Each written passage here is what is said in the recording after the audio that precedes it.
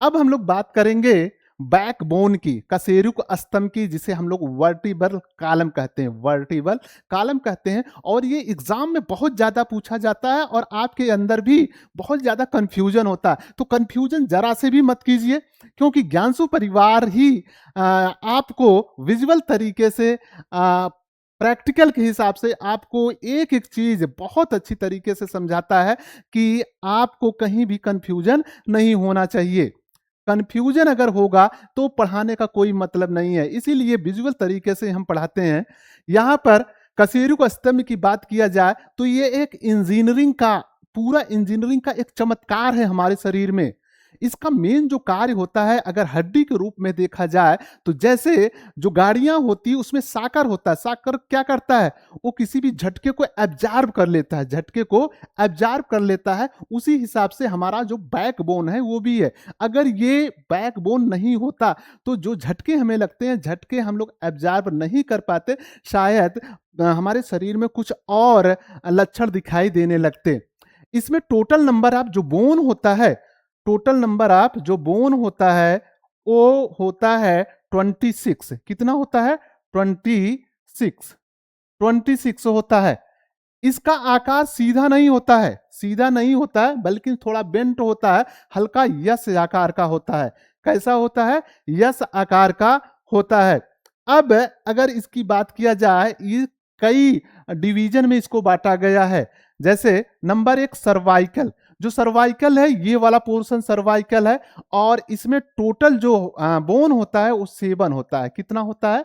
7 होता है। अब सर्वाइकल की बात किया जाए तो ये गर्दन वाली जो पोर्शन दिखाई दे रहा है, यहाँ जो बैकबोन पाया जाएगा इसे हम लोग सर्वाइकल कहते हैं। और अक्सर आप सुने होंगे कुछ लोग कहते हैं सर्वाइकल दर्द कर रहा है, मतलब मेरे गर्दन में बहुत ज्यादा दर्द है। इसका मतलब है कि इनके गर्दन में कहीं ना कहीं नस दब गया है, ठीक है, तो इसलिए दर्द हो रहा है। इसी को हम लोग सर्वाइकल दर्द कहते हैं। तो सर्वाइकल जो बोन होता है वो कितना होता है? 7 होता है।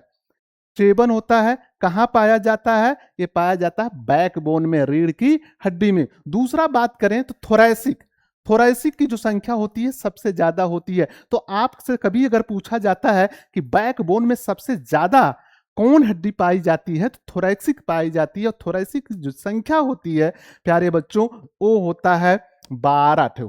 कितना होता है? 12 होता है, 12 होगा। इसके बाद लंबर, कौन सा? लंबर, लंबर जो हड्डी है, लंबर हड्डी 5 होता है। लंबर जो हड्डी होती है वो 5 होती है। इसके अलावा सेक्रम, सेक्रम जो यहाँ पर एक हड्डी दिखाई दे रहा है इसे हम लोग सेक्रम कहते हैं।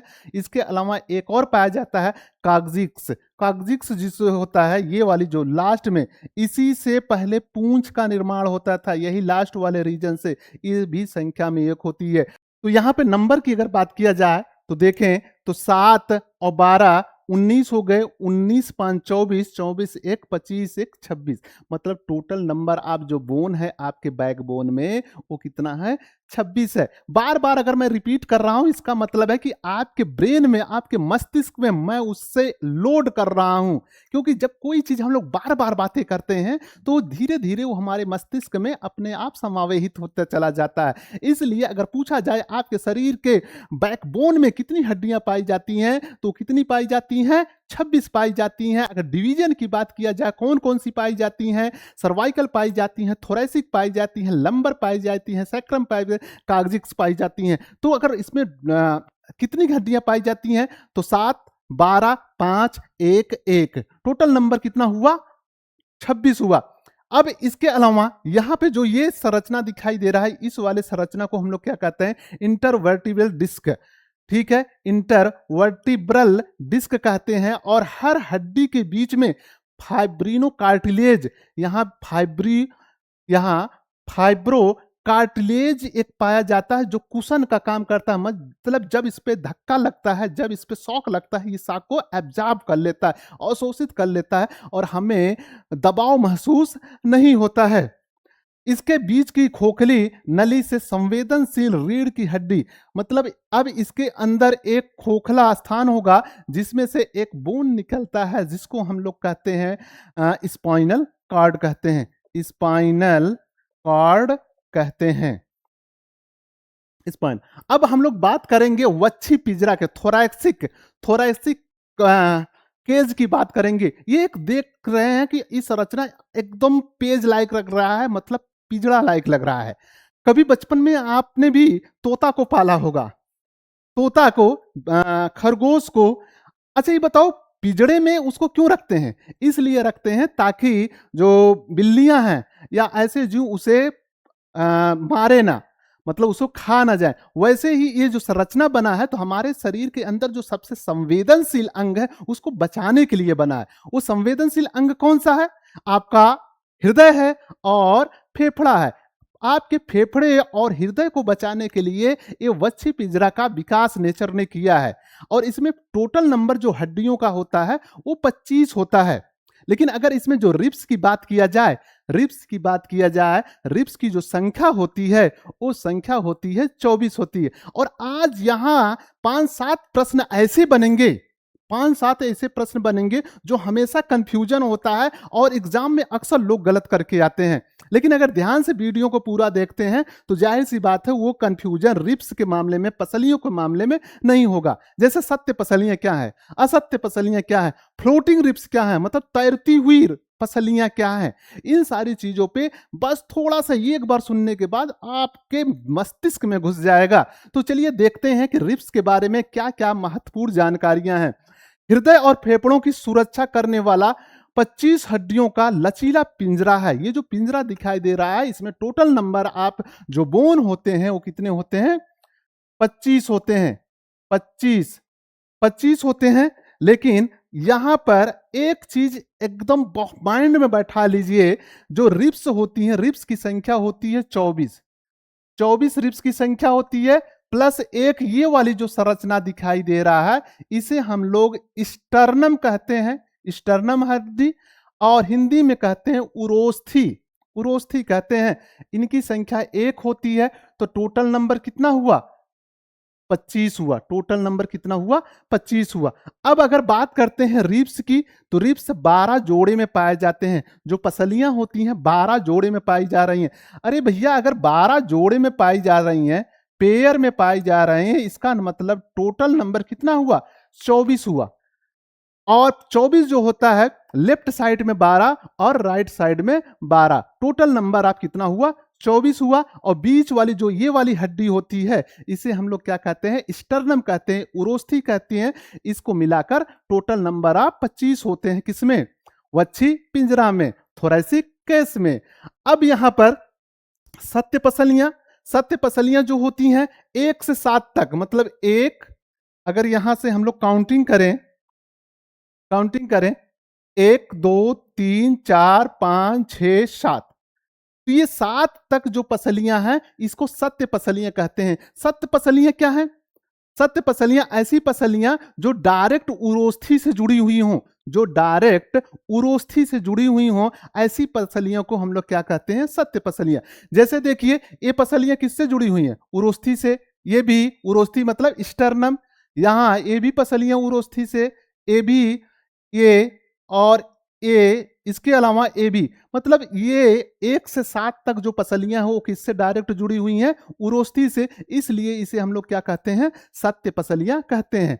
अगर यहां पर असत्य पसलियों की बात किया जाए तो 8 से 10 तक, मतलब 7वीं पसली के कार्टिलेज से जुड़ी होती हैं। तो ये जो 7वीं पसली है इसी के कार्टिलेज से यहां जुड़ी हुई है। मतलब यहां पर देखिए 8 9 10, 8 9 10 जो पसलियां हैं ये डायरेक्ट यहां पे उरोस्थी से न जुड़कर, जो इसका कार्टिलेज है इस पसली का, यहां इससे जुड़ा हुआ है, इसलिए ऐसी पसलियों को हम लोग कहते हैं असत्य पसलियां कहते हैं। तो यहां पर आपको क्लियर हुआ होगा कि सत्य पसलियां क्या है? ऐसी पसलियां जो डायरेक्ट स्टर्नम, जिसे उरोस्थी कहते हैं, उरोस्थी से जुड़ा हुआ है, उसे हम लोग सत्य पसलियां कहते हैं। और जो उरोस्थी से डायरेक्ट नहीं जुड़ा हुआ है बल्कि जो पसलियों के कार्टिलेज है उससे जुड़ा हुआ है, ऐसी पसलियों को हम लोग क्या कहते हैं? असत्य पसलियां कहते हैं। इसके अलावा तैरती पसलियां, फ्लोटिंग रिब्स, ये भी एग्जाम में बहुत ज्यादा पूछा जाता है कि फ्लोटिंग रिब्स क्या है, तैरती हुई पसलियां क्या है। तैरती हुई पसलियां जो होती हैं ना तो वो उरोस्थी से जुड़ी होती हैं, ना ही कार्टिलेज से जुड़ी होती हैं, ना ही उरोस्थी से जुड़ी होती हैं और ना ही कार्टिलेज से जुड़ी होती हैं। इनकी संख्या 2 होती है। ये देखिए, ए वाली जो संख्या, ये वाला जो आकार दिखाई दे रहा है, ये क्या है, फ्लोटिंग फ्लोटिंग रिब्स है, मतलब तैरती हुई पसलियां। इनकी संख्या जो होती है 11 और 12 जो होती है, 11 और 12 लास्ट वाली जो 2 पसलियां होती हैं, ना तो वो उरोस्थी से जुड़ी होती हैं, ना कार्टिलेज से जुड़ी होती हैं। ऐसी पसलियां स्वतंत्र होती हैं, इसलिए हम लोग इसे फ्लोटिंग रिब्स या तैरती हुई पसलियां कहते हैं। तो यहां से हम लोग कम से कम 4-5 ऐसे प्रश्न को सॉल्व किए हैं जो बहुत ही कंफ्यूजन होता है और अक्सर प्रश्न बनाता है और आप कंफ्यूज हो जाते हैं। तो 1 से 7 तक जो पसलियां वो कैसी हैं, सत्य पसलियां। इसके बाद इसके अलावा जो 8 से 10 पसलियां हैं, 8 से 10 पसलियां हैं, वो कैसी हैं, असत्य पसलियां। इसके अलावा जो 11वीं और 12वीं पसलियां हैं वो कैसी हैं, फ्लोटिंग रिब्स हैं, मतलब तैरती हुई पसलियां हैं। अब हाइलिन कार्टिलेज के कारण पिंजरा सांस लेते समय फैल सकता है। इसमें भैया जो ये वाली संरचना दिखाई दे रहा है, ये वाली संरचना जो दिखाई दे रहा है, ये क्या है, हाइलिन कार्टिलेज है। हाइलिन कार्टिलेज का काम क्या होता है, जब हम सांस लेते हैं तो ये जो केज होता है, ये जो पिंजरा होता है, यह कभी पचकता है, कभी फूलता है, कभी पिचकता है, कभी फूलता है। उसका कारण क्या है, आकार में थोड़ा से परिवर्तन होता है। वो परिवर्तन किसके कारण हो रहा है, वो परिवर्तन हो रहा है हाइलिन कार्टिलेज के द्वारा।